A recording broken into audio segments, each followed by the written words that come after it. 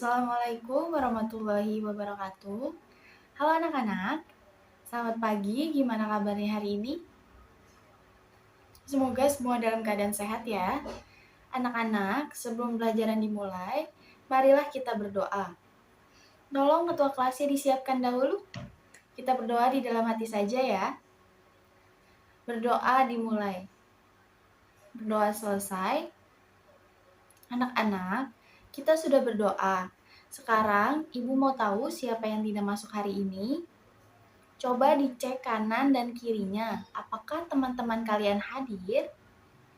Ya, bagus. Hari ini kalian hadir semuanya ya. Anak-anak, ada yang masih ingat pelajaran sebelumnya? Ayo, pelajaran sebelumnya tentang apa? Iya, betul, tentang recount text. Ayo sebutkan jenis-jenis recount text. Yang pertama ada, ya, personal recount. Personal recount itu ngebahas tentang apa? Tentang kenangan masa kecil. Tuh. Personal recount berisi tentang pengalaman pribadi si penulisnya. Kemudian yang kedua ada imaginative recount. Imaginative recount berisi tentang hayalan atau kisah imajinatif si penulis. Yang ketiga ada factual recount. Sebutkan contoh factual recount. Apa aja? Iya, betul, laporan kehilangan. Terus laporan apa lagi? Laporan kriminal yang di berita-berita. Betul. Dan yang terakhir ada historical recount, benar. Menceritakan tentang peristiwa sejarah di masa lampau. Tuh. Sekarang, struktur recount text apa aja? Kan kemarin ada 3 itu. Apa aja, ayo? Yang pertama ada orientation. Yang kedua, event. Dan yang ketiga, reorientation. Betul. Baik, sekarang kita buka chapter 12. Don't forget it, please. In this chapter, we are going to learn how to write short message and notices. Let's start. Yang pertama ada short message. Definition of short message. Our short message is the message we send to someone in order to give information about something. Jadi, short message atau pesan singkat adalah sebuah pesan yang kita kirimkan kepada seseorang untuk memberikan informasi tentang sesuatu. Short message biasanya ditulis dengan gaya bahasa santai dan tidak formal. Short message ini biasanya ditujukan kepada teman atau keluarga. Berdasarkan namanya, short message, pesan ini dituliskan secara singkat namun jelas dan panjang pesan tidak lebih dari 1 paragraf. Dalam penulisan contoh short message, tidak ada pembukaan maupun penutup pesan yang panjang dan bertele-tele, tetapi langsung kepada intinya. Meskipun demikian, penulisan pesan singkat harus jelas siapa penerima pesan dan informasi atau instruksi yang disampaikan. Purpose of short message. Yang pertama ada to get the information. Menyampaikan sebuah informasi. Pasti harus ada penyampaian informasinya. Yang kedua ada ask someone to do something. Meminta seseorang untuk melakukan sesuatu secara tertulis. Lalu yang ketiga ada to get what you want.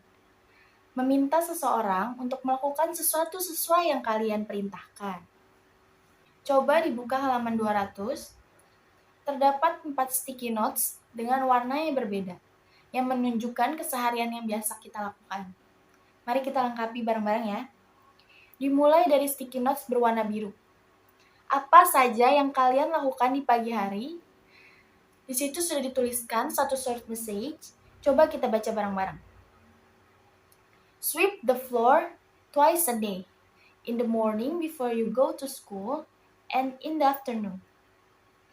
Jadi menyapu lantai setiap 2 kali sehari, di pagi hari sebelum berangkat sekolah dan di siang hari. Itu adalah keseharian yang biasa kita lakukan di pagi hari. Yang kedua, kalian kan selalu sarapan tuh sebelum berangkat sekolah. Berarti kita tulis saja sarapan gimana. Jadi kita tulis have breakfast before you go to school. Lalu yang ketiga apa? Kalian mau apa? Oke, merapikan tempat tidur ya. Atau kita bisa tulis make the bed in the morning. Untuk 3 sticky notes lainnya, coba nanti kalian kerjakan ya.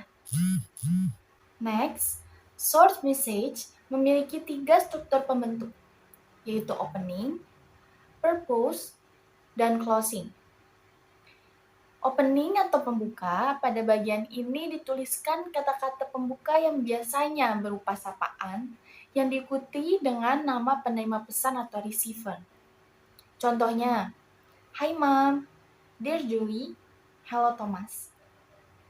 He, hello, dan dear adalah kata sapaan. Sementara nama sebutan atau nama panggilan adalah sebagai receiver. Kemudian ada purpose atau tujuan. Pesan yang dituliskan dalam short message berisikan tujuan penulisan pesan, informasi, atau instruksi apa yang disampaikan kepada penerima. Dalam short message, pesan dituliskan secara singkat namun jelas. Dan terakhir, ada closing atau penutup. Penutup pada short message hanya singkat saja. Biasanya itu berupa terima kasih, thank you, atau kata-kata penutup lainnya seperti bye, see you, love juga bisa love, tapi diikuti dengan nama penulis pesan atau sender. Ini adalah contoh dari short message. Hi Isabel, this Saturday I'll have English exam, but I lost my books and dictionary. I'd like to borrow yours. Could you please lend me?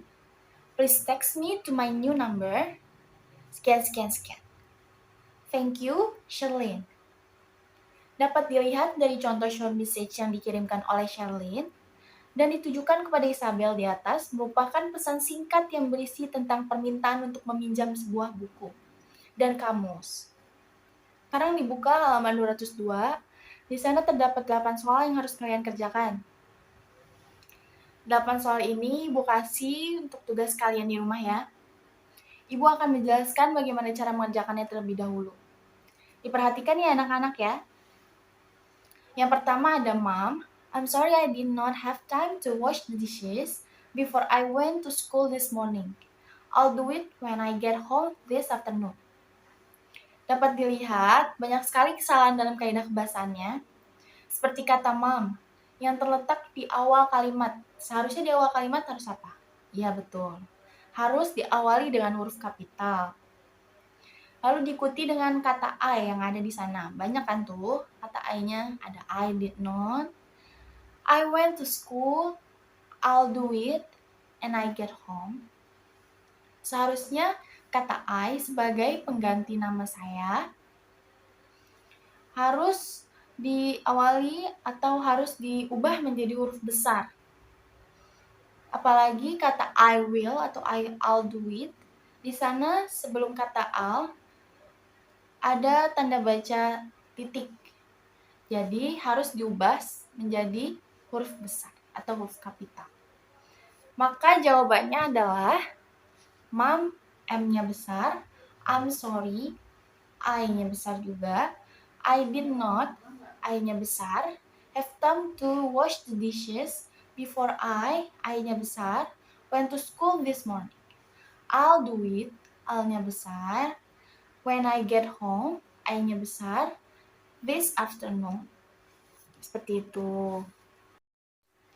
Jadi, cara mengerjakannya harus dilihat apakah pesan tersebut sudah ringkas apa belum. Tapi tetap tidak boleh menghilangkan informasi yang ada. Yang kedua, perhatikan tanda baca dan kaidah kebahasaannya. Seperti itu saja. Lalu selanjutnya ada notice board. Definition of notice.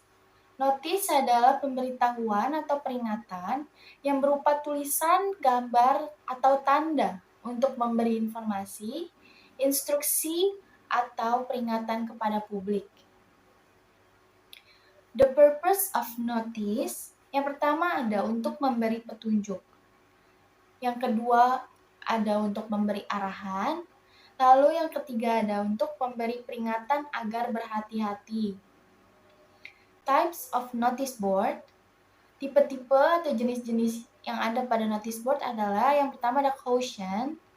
Caution adalah informasi singkat dan sederhana yang ditujukan kepada orang lain untuk menghindari bahaya atau mengurangi resiko. Caution juga bisa berbentuk rambu-rambu dan biasanya diletakkan di tempat-tempat yang strategis agar dapat mudah dilihat dan lebih dipahami. Yang kedua ada warning. Warning adalah sebuah kalimat yang digunakan untuk memperingatkan seseorang akan bahaya dari suatu hal. Warning ini biasanya dipasang di tempat-tempat tertentu untuk menarik perhatian pembacanya. Perbedaannya dengan caution adalah peringatan yang digunakan pada warning memiliki tingkat yang lebih tinggi, tingkatannya lebih tinggi. Karenanya bahaya yang ditimbulkan dari suatu hal tertentu dapat berakibat cukup fatal. Jadi warning itu, notice board warning itu digunakan untuk memberi informasi tentang suatu hal yang sangat berbahaya. Sementara caution hanya memperingatkan untuk lebih berhati-hati saja. Dapat dilihat pada slide berikut ini. Ini adalah contoh notice dan bagaimana cara menulisnya seperti ini. Lalu struktur caution dan warning ada dua, yaitu opening dan closing. Opening, caution, dan warning berisikan gambar pengantar tentang masalah pokok. Lalu yang closing berisikan rincian, uraian, dan keterangan dari masalah yang digambarkan pada bagian opening tersebut. Lalu ini adalah contoh dari notice board. Ada caution, warning juga ada contohnya. Bisa dilihat. Nanti bisa Ibu bagikan PPT Ibu ke grup kelas ya.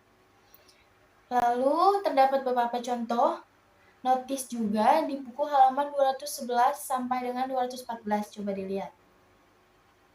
Nah, those images contain the information too. So if you found the notice board wherever you are, better read and follow the instruction, okay? Anak-anak, kesimpulan apa yang kalian dapatkan dari pembelajaran hari ini? Iya betul. Short message adalah sebuah pesan yang kita kirimkan secara singkat dan jelas kepada seseorang untuk memberikan informasi tentang sesuatu. Sementara notice board apa?